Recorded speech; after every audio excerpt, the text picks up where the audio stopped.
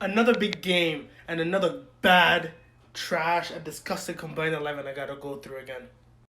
It's like before we play a big team or have a big game, the opposition team's fans just lose their brain cells and decide to drop the most diabolical combined 11s ever.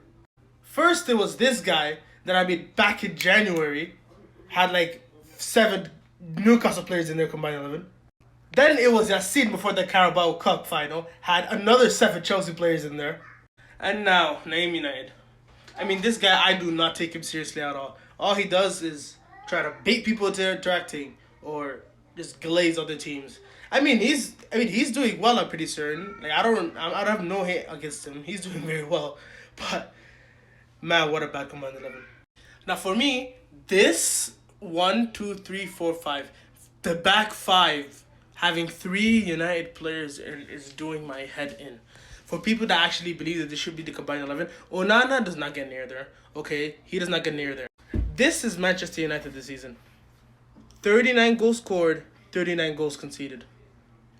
39 goals conceded, by the way, and we're not even near April. And some weird stat. Luton Town has somehow outscored Manchester United with 42 goals right here. That's outrageous.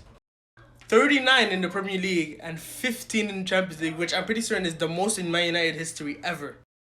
Compared to us now, only 26 goals and another 7 in the Europa League.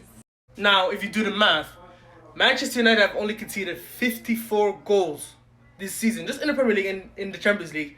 54 goals conceded. While our backline, has conceded around 33 goals conceded this season, which is still less than how much they conceded in the Premier League only. Our goals in the Premier League and Europa League combined is less than them in the Premier League. So if you ask me for my combined 11, Kelleher in goal, Bradley at right back, Van Dijk, Konati's injured, crap. I still have Kwanzaa in there, I don't care, I still have Kwanzaa. And Joe Gomez at left back because Robertson has not been in this season. Midfield now, Mainu, Szoboszlai, Bruno, hey. I'm gonna start with Bruno here. He's probably the only one that has a chance of getting into the starting 11. Still, I would not put Bruno in this. Szoboszlai over there. Mainu though. Mainu. Listen, I rate Mainu. He's a very good player, but please do not put him in these situations. He's Man United's best player and is definitely their best midfielder. But he still doesn't come near our combined 11 or starting. He doesn't start for us, let's be honest. He's literally what Bajicic is for. He's literally your Bajicic. Stefan Bajicic last season, when he came in against Everton when we were struggling, we had Fabinho, Milner, and Henderson just tinking up the midfield. Bajicic came in and the way he played, his performance against Everton, Newcastle, he just cooked them. And he actually brought stability into our midfield. And I know how it feels, Man United. Last season, we were just in the same position as you were. But please, Mainu does not get into this. For me, it'll be Endo, McAllister, and Szoboszlai. Into the front three now. He actually put Salah and Diaz in. I don't have to argue that. Rasmus Højlund, though, he still doesn't get into our team. I'm telling you. One, if you want to argue Bruno over Szoboszlai, that's the only thing you can argue with. But no other Man United player gets into our team. This is Højlund's goal contributions this season, okay? In Premier League, FA Cup, Champions League, and the Carabao Cup. He scored 7 in total. He got 13 goals and 2 assists. This is Nunez's goal contributions this season. 17 goals, 12 assists.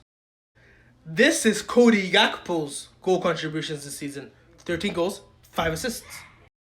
This is Luis Diaz's goal contributions. 11 goals and 5 assists. Diogo Jota here, 14 goals, 4 assists. And do I even need to show Mo Salah here? He has one less competition. Scored 20 and 13 assists. He's outdone Højlund in all competitions than in the Premier League only. Just in the Premier League, Salah has outdone Højlund. Let me be asking, where am I going with this? Rasmus Højlund has outscored only one of our attackers, which is Luis Diaz. But at the end, Luis Diaz has more goals and assists. Højlund had 13 goals, 2 assists, which is 15. Diaz has 16 and 11 goals and 5 assists. Gakpo, who has 13 goals just like him, but I'm pretty sure has 5 assists, which is 18 goal contributions. Jota, who's only played for like 2-3 months for us, has more than him. I'm not even gonna talk about Salah and and I'm pretty sure Nunez, who has 17 goals, 12 assists, which is in total, if my math is correct, 29. Listen, Højlund is come near our starting 11. He's been very good this season. And you could also bring the argument that we're playing in the Europa League, he's playing in the Champions League. But I'm pretty sure he scored in every single game in the Champions League. And the only game that he didn't score in was against Copenhagen, which is ironically the only game that they actually won in the Champions League. So, would you say that he's a problem? Once again, I shouldn't have made this video in the first place. This was 100% bait, but hey, that's my thoughts. And if you ask me for my predictions tomorrow, cheeky 6-0 Liverpool, why not?